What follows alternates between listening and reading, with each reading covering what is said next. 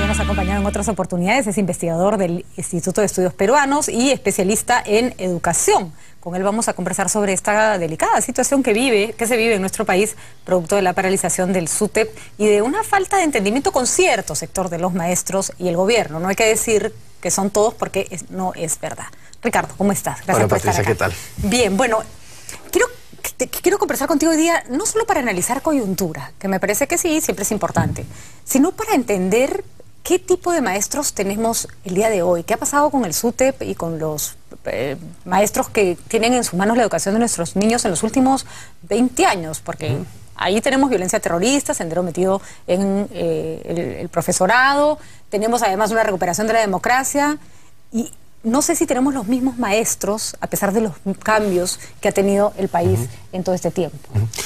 Sí, bueno, el primer gran cambio creo que se da a partir de la década de los 50 con la masificación de la educación. Es decir, a la hora de ampliar la oferta de parte del Estado, se necesitaban muchos más maestros para atender esta oferta y ahí empezó, dicen algunos, la primera crisis de la calidad de la enseñanza y de la profesión de los maestros, ¿no? Porque al abrirse la educación y necesitar muchos maestros, se abren muchos puestos de trabajo que van a ser llenados por gente sin vocación y para pocos trabajos se necesita tanta vocación como para la de maestros. Exacto. ¿No? Y además porque empiezan a crearse instituciones en casi la mayoría de provincias del país, con lo cual es muy fácil no tener que movilizarte a otro lado si eres una persona que no tiene todos los recursos del caso para poder estudiar educación, que es una carrera corta. En ese tiempo era mucho más corta todavía, una carrera corta en tu propio lugar y entonces donde sabías que ibas a tener trabajo seguro. Entonces era la fórmula mágica para, sin mayor vocación y sin mayores expectativas de desarrollo profesional, hacerte de un título de maestro, ¿no? Y así es como proliferan cantidad de institutos pedagógicos que no lograban estándares, pero mínimos, y que hasta ahora es un enorme problema, sumado al famoso decreto 882 del año 96, en lo que se liberaliza el asunto, ¿no?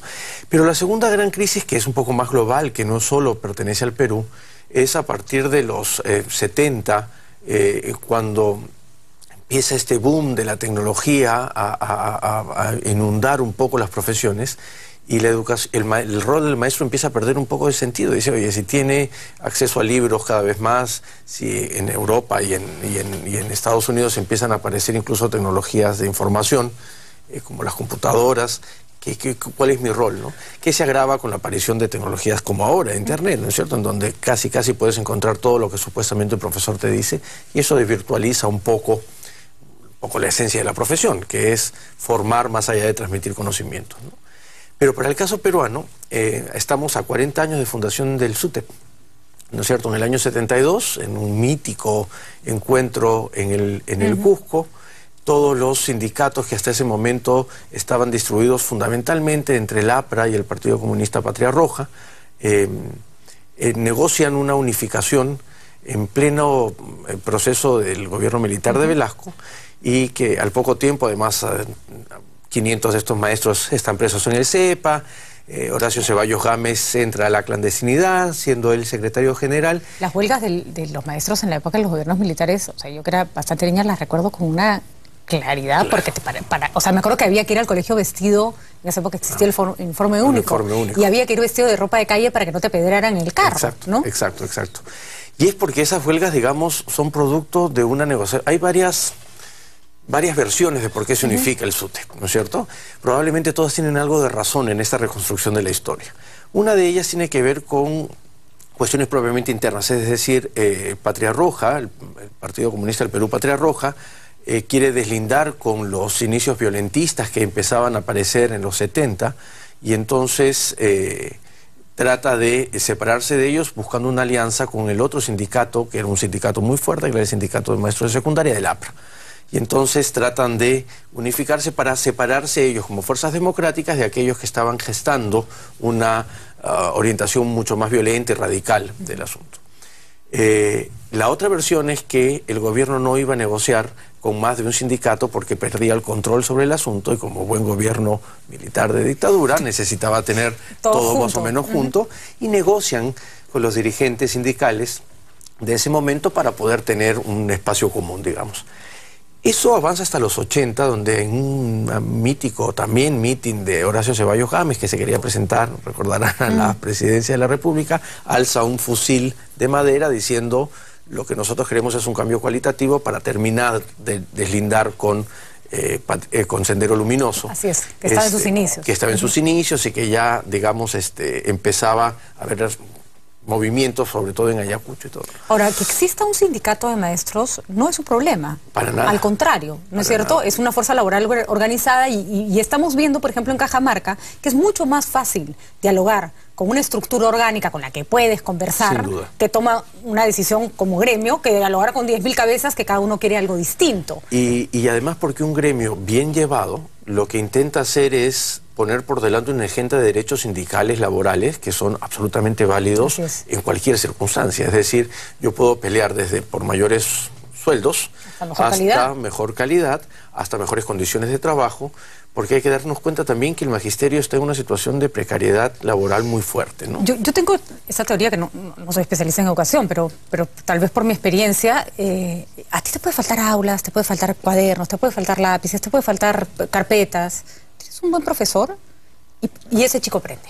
Tú puedes tener el mejor colegio, mejor montado, el profesor es malo, el chico no va a aprender podrá recabar información, pero aprender, ¿no? Lo que se llama aprender, formar criterio, formar una persona, no hay forma. No, sí, y yo soy absolutamente concuerdo con esa idea. Es decir, tanto es así que en las discusiones que, por ejemplo, alguna vez teníamos en la UNESCO en Santiago, alguno de los colegas decía: oye, ¿qué discutimos acá de políticas educativas? La política educativa se resuelve cuando el profesor cierra la puerta de su aula y se encuentra con los 40 chicos allá adentro, que día a día tienen que aprender algunas cosas. Entonces, ya hace su chamba bien. Ya hace su chamba bien. Entonces el maestro realmente hace la diferencia. No puedes hacer cambios educativos sin el magisterio de lado, ¿no? Y no puedes dañar al maestro. Para nada. No puedes ni deshacerte del malo para no son piezas intercambiables. A mí me impresiona cuando dicen: vótenos a todos y contraten a otros. No, así no es. Para empezar, ¿a quién vas a contratar? Hay empezando por casi ahí, ¿no? 500.000 de maestros en este país, ¿no es cierto? 489.000 y algo.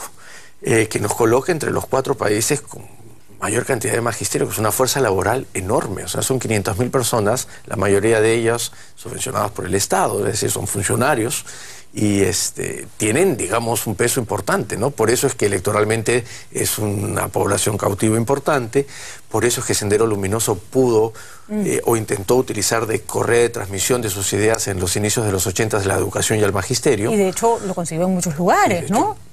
Los dirigentes más importantes de Sendero Luminoso o fueron maestros o fueron profesores universitarios. Entonces, y ahí tienes un problema, Ricardo, que me gustaría analizar cómo está ahora.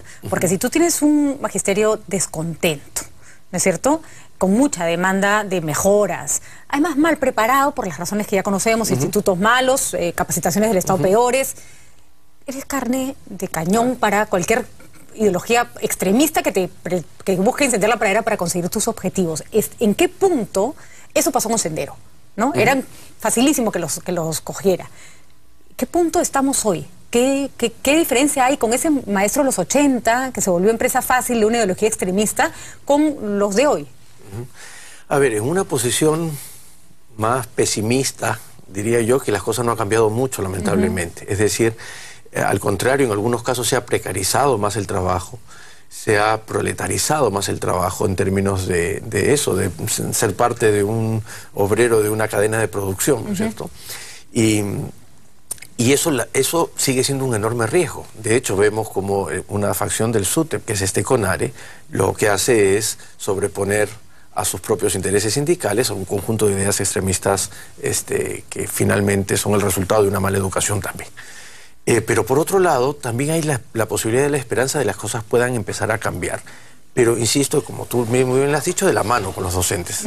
Fíjate que el quinquenio pasado se dieron alrededor de 25 normas para mejorar la calidad de los docentes. Algunas de ellas, y ninguna de estas 25 normas produjeron cambios cualitativamente importantes. Algunas de estas normas tenían vacíos técnicos absolutamente claros y conocidos, como el famoso tercio estudiantil, recordarás la nota 14, que no tenían ningún sentido más que un sentido efectista, ¿no? Otros tenían unos sentidos mayores, pero estaban desintegrados. Por ejemplo, la ley de carrera pública magisterial y las discusiones que empezaron en ese país. Las primeras discusiones sobre una nueva carrera pública magisterial se inician en el 2001, con el gobierno de Toledo.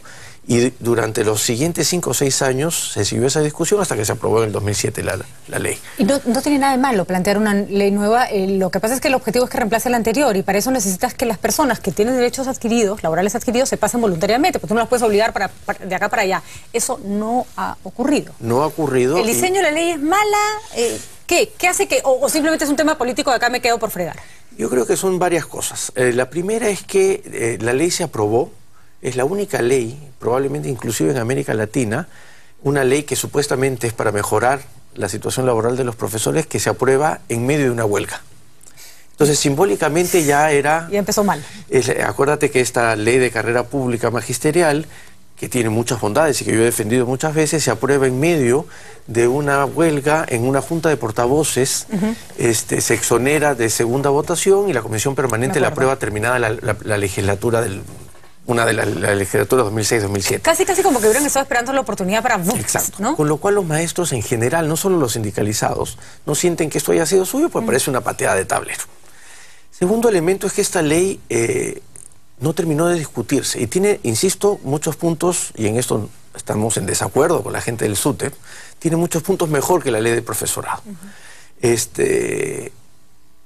Y tiene algunos puntos en el que está claro que ellos no van a estar de acuerdo, porque esta ley es menos paternalista que la ley de profesorado. Pero también es verdad que tiene algunos vacíos, porque está hecha desde el deber ser y no desde la realidad del magisterio. El magisterio es el que tenemos, con las dificultades que tenemos, nos guste o no podemos, como tú me dices, cambiarlo. Y en cambio, esta ley pretende tener unos espacios, por ejemplo, un área de investigación y un área de gestión para el desarrollo profesional, que de verdad no se va a poder tener. De hecho no tiene ni siquiera presupuesto para eso. Entonces se pensó mucho desde lo que debería ser un maestro ideal para un país menos complejo y con más posibilidades que la que se da actualmente, y eso ha limitado un poco. Tal vez a eso debería llegarse poco a poco, ¿no es cierto? No ponértelo como objetivo primario, ¿no? Exacto. Y por eso a mí me causa un poco de problema cuando la gente dice que este gobierno está tirando atrás la ley de carrera. Es verdad que está en un proceso de reorganización, pero yo hablo con números, y te lo comentaba hace un momento. Durante los 4 años y medio de implementación de la ley, se han inscrito a la ley 22.500 maestros, se han incorporado 22.500 maestros de alrededor de 500.000. Eso te está diciendo algo, es decir, hubo una muy mala comunicación. Hay unos, en general fueron 56.000, pero hay unos que no tenían opción, porque por primera vez, si quieres ingresar, ahora la ley vigente es esta. Es decir, aquellos que voluntariamente se han trasladado de la ley de profesorado, estas son 22.000. Es como los que se salieron de la ONP para meterse en una AFP, igualito, ¿no? A los nuevos... Entonces, hay un problema de comunicación, no se comunicó bien. Ahí hay que ser claros, el SUTEP le ganó la estrategia de comunicación al ministro Chang, ¿no es cierto? Fue más efectiva porque hizo en su propio gremio, sí, claro. Fue mucho más efectiva. Para afuera Chang logró lo que quería, pero la idea era convencer al maestro, no convencernos a los que no somos del SUTEP. El número duro y puro era eso, 22.000 profesores pasaron, ¿no? Y se esperaba que sea por lo menos 4 veces más, ¿no? Alrededor de 80.000, 85.000. Inclusive algunas veces se pensaron que la meta en 5 años tenía que ser que 95.000 se pase. Entonces, esa ley tal cual está, fracasó. Se necesita un reajuste, que supuestamente es lo que se está haciendo, y ojalá eso venga acompañado de una buena campaña de comunicación, que es además aquello que le está faltando al ministerio actual, ¿no es cierto?, a la gestión actual. Si ahorita un profesor se quiere pasar, ¿puede? Porque dicen que no se está aplicando la nueva ley. No, tiene que llamarse una convocatoria, hacerse un proceso de evaluación, que es lo que se está reformulando, digamos, afinando. Okay. ¿No? Ahora, Ricardo, ¿qué está pasando con estos? Porque hay un sector del SUTEP que no quiere, no sé si el SUTEP o algún otro gremio, que no quiere dialogar, que es el que está armando laberintos en Puno, que es el que tiene, que además hay que decirlo de una manera muy violenta, que recuerda, por supuesto, prácticas de la época de Sendero Luminoso muy, muy fuertes, y no se trata de senderizarlo todo, pero tampoco se trata de pasar por agua tibia, lo que sí pueden ser claramente manifestaciones de una ideología radical. ¿Frente a qué estamos? Bueno, estamos frente a eso, que además siempre estuvo. Lo que pasa es que en ese momento en el que hay este efecto de mecha, en el que un conflicto hace que genere otro conflicto y otro conflicto, y aparezcan ahora no solo un paro de educación, sino de salud, del Poder Judicial, es decir, van apareciendo, van saltando todos.